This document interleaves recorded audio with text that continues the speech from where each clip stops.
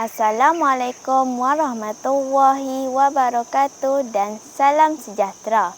Nama saya Nur Sarah Kristina binti Muhammad Saiful. Saya merupakan seorang murid tahun 6 bersekolah di Sekolah Kebangsaan Datuk Wan Ahmad. Di sekolah, saya menyandang jawatan sebagai pengawas sekolah.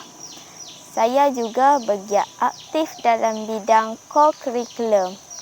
Saya memegang jawatan sebagai Naib Pengerusi Puteri Islam dan Naib Pengerusi Rumah Hijau.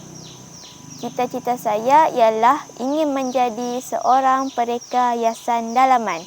Hobi saya ialah melukis dan meluangkan masa bermain dengan kucing. Pada hari ini, saya ingin menunjukkan buku-buku yang telah saya baca. Yang pertama, Anak Sang Kerbau Berjasa. Yang kedua, Sang Ikan Lumba Yang Gigih. Yang ketiga, Fikir Dahulu Sebelum Berkata. Yang keempat, Sang Jerung Yang Bijaksana. Dan yang kelima, hadiah untuk ibu. Saya telah memilih sebuah buku untuk diulas, iaitu Hadiah untuk Ibu. Buku ini dikarang oleh Nur Azizur Harun. Ia diterbitkan oleh Penerbitan Pari-Pari dan dicetak pada tahun 2011. Buku ini bertemakan tentang kekeluargaan. Saya amat tertarik dengan buku ini kerana buku ini mempunyai tulisan yang besar dan jelas. Saya dapat melihatnya dengan jelas dan membacanya dengan lancar. Yang kedua, buku ini mempunyai kosakata yang mudah dan senang untuk difahami.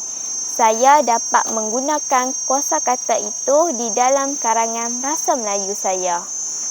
Yang ketiga, penulis telah membahagikan buku ini kepada 5 bab supaya pembaca tidak bosan. Saya dapat memahami jalan cerita yang hendak disampaikan dengan pembahagian bab ini. Seterusnya, buku ini hanya mempunyai 24 muka surat sahaja.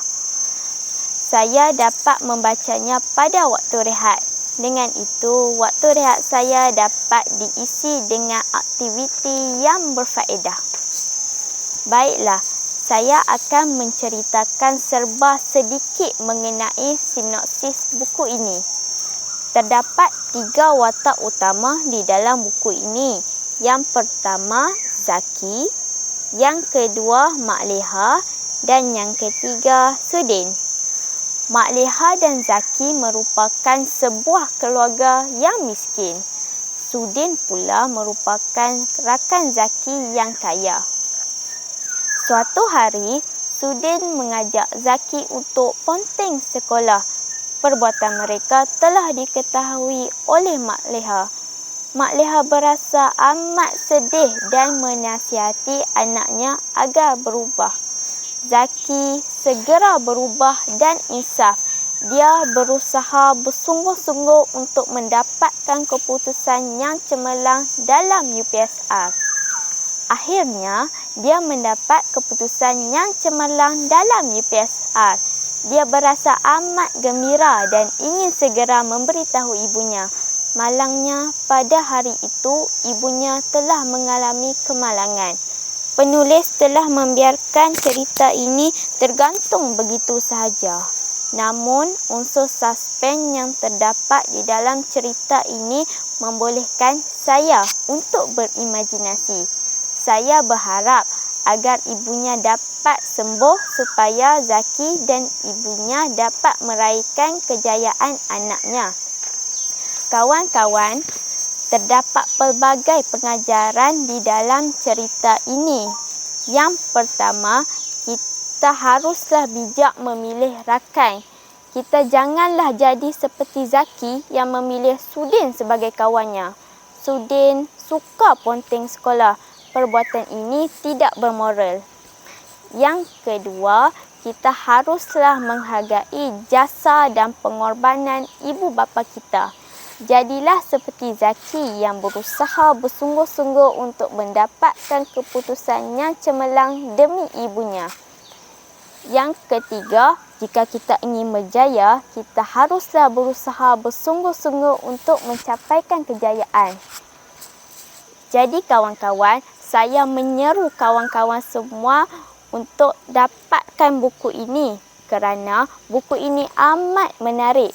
Jika kawan-kawan membacanya, kawan-kawan akan dapat tahu apakah perjuangan perik getih Zaki dalam mendapatkan keputusan yang cemerlang dalam UPSR. Sekian saja ulasan daripada saya. Sekian, terima kasih.